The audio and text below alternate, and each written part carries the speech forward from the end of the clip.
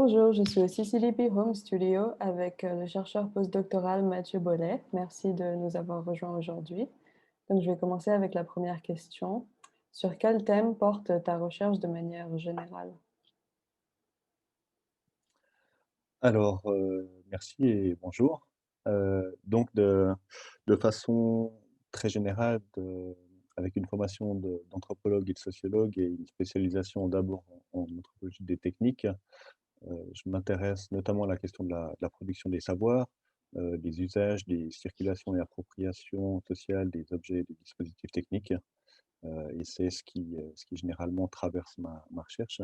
Mhm. J'ai développé ces questions à travers différents projets qui touche notamment au modèle dit citoyen de gestion des ressources hydriques, à l'expansion transnationale de l'industrie minière, formelle ou informelle, ou à l'essor de technologies éducatives dans l'éducation dite internationale. Merci beaucoup pour cette réponse. Et du coup, est-ce que tu pourrais faire la connexion avec le projet de recherche que tu mènes en ce moment pour le CCDP? Oui, bien sûr. Alors, peut-être que je peux préciser là aussi que la majeure partie de ma recherche, hein, et c'est là qu'elle s'inscrit justement dans la recherche qu'on conduit au CCDP, s'est concentrée sur les extractives, sur les industries extractives Mhm. et sur leur réseau de production. Donc là, les dimensions globales de la vie sociale sont rendues très visibles par l'expansion des chaînes d'approvisionnement qui connectent et matériellement et socialement différents espaces et groupes à travers la planète. Et ce qui implique de conduire des recherches aussi bien en Afrique de l'Ouest, centrale, qu'en Suisse, à Mhm. Londres, ou à Dubaï. Euh, Par rapport au projet de recherche qu'on conduit au CCDP, c'est un projet qui s'appelle Transparency, Qualities and Technologies of Global Gemstone Trading. Et c'est un projet qui est dirigé par le professeur Felipe Calvao, Mhm. ici même, donc, enfin, au Graduate Institute, qui a débuté en 2018 pour une période de 3 ans avec extension. Donc on se trouve maintenant dans la phase finale de ce projet. Et bien sûr, ben, les plans pour cette année ont été particulièrement chamboulés par la crise sanitaire et on se concentre depuis quelque temps plutôt sur l'analyse des résultats, leur publication et leur Mhm. dissémination à travers différents canaux. Ok. Et donc pour Euh, toi, quels seraient les points principaux à retenir de tout ce que vous avez fait pour l'instant pour le projet? euh, En fait, c'est un projet qui s'inscrit dans un moment particulier. Le commerce global des minerais, des métaux et des pierres précieuses est marqué, comme pour d'autres commodities, par des consommateurs qui sont toujours plus conscients, préoccupés Mmh. par les impacts sociaux et écologiques de l'extraction des ressources. Et c'est ce qui a conduit l'industrie minière à adopter toute une pléthore de normes commerciales, d'initiatives, de systèmes de certification, mais aussi à opérer des changements dans ses organes directeurs, justement au nom de la transparence. Et malgré ça, la notion de transparence, en tout cas de notre point de vue, théoriquement assez vague, et difficile à saisir au regard de ce qu'elle implique en termes de pratique. Est-ce qu'on parle de transparence sur la formation des prix, sur la distribution des pertes et profits, sur les ressorts des investissements, sur les implications sociales ou environnementales? Mmh. C'est évidemment très ouvert. Et donc, par rapport à des recherches plus politiques centrées sur l'implémentation, la transparence, ce projet, il fait d'une certaine façon un pas de côté. OK. Et il se pose plutôt la question de comment la transparence se construit comme une valeur globale, euh, à travers des pratiques, à quels projets politiques et commerciaux elle répond, quel sens y donnent les acteurs qui participent à différentes initiatives, et aussi quels sont les différents effets qui peuvent parfois être contradictoires ou inattendus euh, qu'impliquent ces initiatives. Non, merci pour ce détail, du coup, très intéressant et oui, du coup, vu que vous êtes en fin de projet, qu'est-ce que pour toi, hein, ou pour vous 2 avec Philippe, qu'est-ce que vraiment vous voudriez retenir de ce projet? Ou qu'est-ce que vous pensez peut-être continuer dans d'autres, projets, dans le futur, si vous avez Mhm. vraiment des pistes que vous n'avez pas eu le temps de développer? Mhm.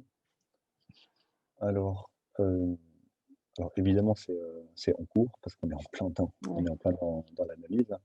Euh, mais ce qu'on a fait, c'est qu'on a abordé cette construction de la valeur transparente à travers à travers différentes de pratiques. Donc, d'une part, les pratiques d'évaluation, les technologies de vérification, euh, les bureaucraties de certification ou encore les discours sur la qualité.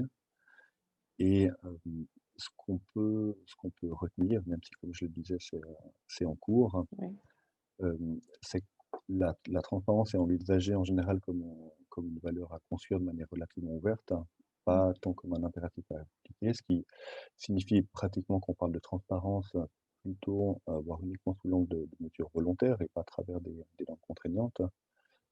C'est ce qui a notamment été confirmé avec la récente votation, ça c'est uniquement pour le contexte oui. suisse, mais sur les initiatives responsables. Euh, une autre chose à retenir, c'est que cette production de transparence, elle peut aussi conduire à une forme de saturation qui obscurcit parfois Ok. plus que ce qu'elle révèle. Donc une des conséquences, c'est que cette production exponentielle n'est pas toujours coordonnée entre différents acteurs et niveaux. Chacun opère avec des formes de mise en visibilité stratégique, mais aussi d'invisibilité. Euh, et c'est pas forcément couplé avec des notions d'accountability ou de responsabilité. Mhm. Donc, autrement dit, la demande de responsabilisation, ça reste le fardeau principal des acteurs qui vont se juger négativement affectés d'un côté ou bien des consommateurs de l'autre. Un autre point peut-être à retenir, c'est qu'on associe souvent la transparence à des notions d'éthique et de responsabilité. Mhm. Euh, mais la transparence, ça peut aussi être, en tout cas c'est ce qu'on a observé, ça peut aussi être un outil coercif qui est inégalement utilisé par des entreprises qui occupent des positions dominantes sur leur marché.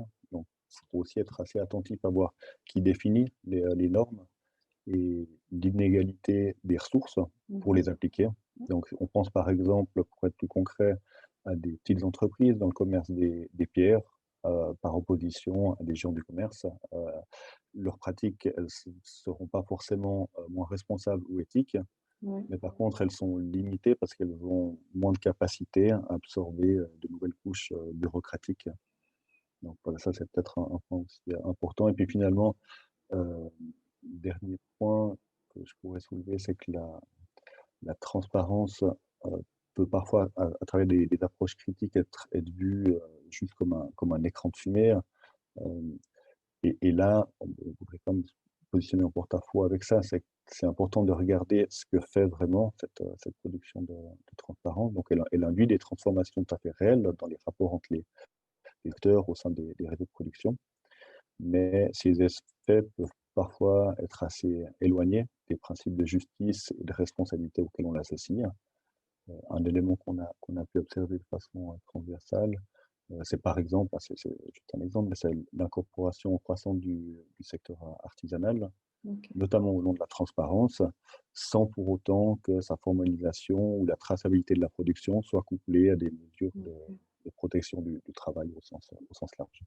Donc Ok. voilà quelques résultats en cours. Non, c'est très intéressant comme future piste de recherche, du coup, d'essayer de rendre la traçabilité même dans les petits secteurs possibles pour analyser justement les systèmes de transparence. Donc non, c'est très intéressant. Et bravo pour l'article qui est sorti sur Seeing in the Stone aussi.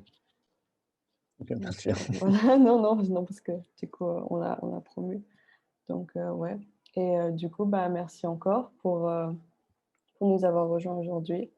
Bonne chance pour le reste de ton projet et si tu pouvais juste nous dire, ou dire à notre, audience, où trouver plus d'informations sur ton projet, si jamais Oui, bien sûr. ils ont envie de chercher.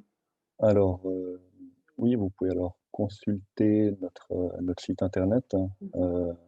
transparencylab.org. OK, Euh, donc là, vous avez plus d'informations sur le projet. Vous avez aussi une base de données consultable et des informations sur les publications en cours, celles qui sont déjà parues.